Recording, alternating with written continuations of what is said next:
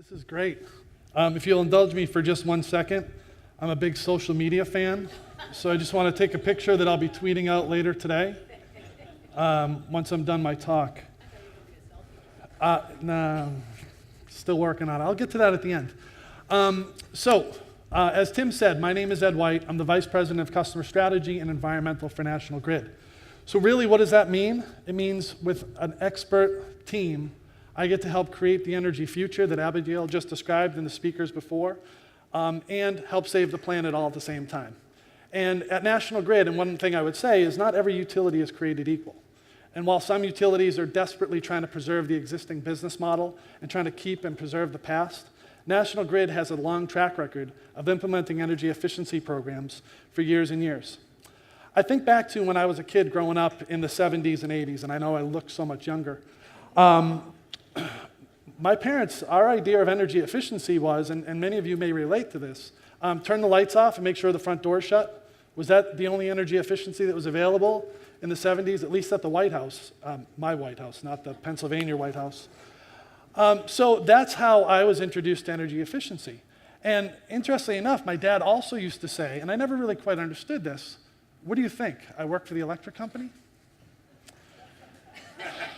Fast forward to 2014, I do work for the electric company, and I'll tell you, there's not as many benefits as I thought. We're not getting free electricity or free gas. So for those of you that don't know National Grid, and I see most of friends and colleagues in the audience, we provide a service, an essential service, to about 7.5 million customers across 3 states, New York, Massachusetts, and Rhode Island. We are thrilled to have the leadership that we've had over the years that have stood the test of time through different political regimes. And we've been proud to implement these programs for years and years. What we're also more excited about, and the reason I'm so excited to have what I would argue is the second best job at National Grid next to Tim's, and I'm just saying that because I'm sucking up because he is the president of Rhode Island operations. What I'm most excited about is this is a very dynamic time. As you heard from Gene and the speakers before me, this is a dynamic time. And how are we going to do all the work that we have to do while still connecting and thinking about scaling up efficiency? So what I would submit to you is the only way we do it is we get back to our roots. We get back to how energy efficiency first started.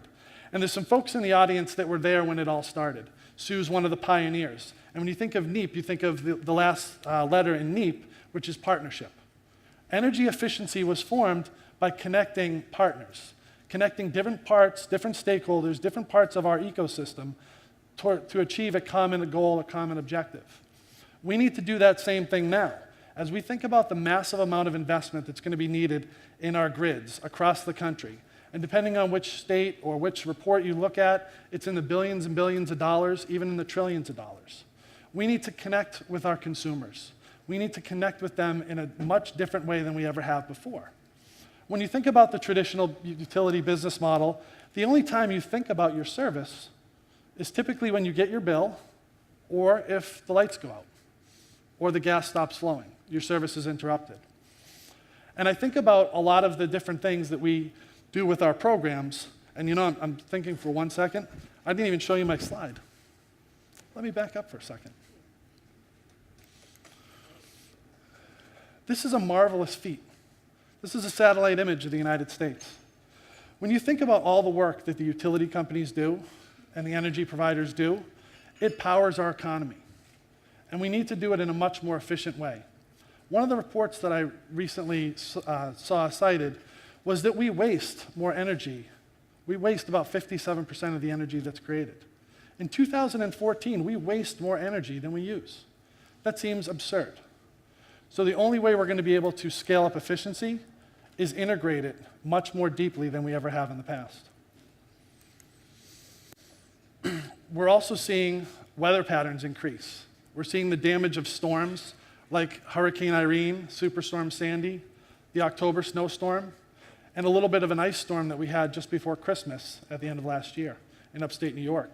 And one of the benefits of working for a utility like National Grid is you get to see how a company responds. You get to see how we connect with our communities, how we connect with other utilities to come restore and put the lights back on. We've also seen significant flooding down here in Rhode Island. So as we think about the investment that's going to be needed in the core infrastructure and how we make it smarter and how we make it more interactive, as Abigail was mentioning, we need to do that in partnership, and we need to connect with all of you and build off of that history that is energy efficiency.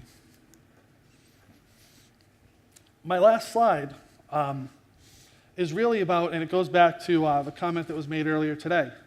This is how we make it all cool. If we can connect with our customers and we can make it cool and engaging through the use of social media, through the use of technology, we can engage our customers on a much deeper platform. And when I think about all of the stuff that we're doing, I'm reminded by a little story, and I started to tell some of the folks this earlier today. I'm fortunate enough that the town I live in Medway, Massachusetts, was part of DOER's Solarize program. I'm just looking for Bobby. She's not here. I was going to give her a shout out. So my town was part of this Solarize program where we were able to buy down the cost of solar. And so I was able to install it on my roof. And I think about the simplest part of the whole application was they gave me an app. So every day I'm connecting into my app. I'm looking to see how much solar is being produced. This isn't something that we offer to everyone in today's age, but we need to. And I think if we can engage with customers and connect with customers in a much deeper way around energy, and I don't mean that everyone's going to be looking at their app constantly, but at least you'll have a choice to engage. At least you'll have a choice of how much energy you use, when you're using it, or how much it costs. And that's one of the things that excites me about the future and how we're going to scale up efficiency. The other thing that I'll mention, and we all know, as much as we've made a ton of progress in energy efficiency, we still have a lot more to do.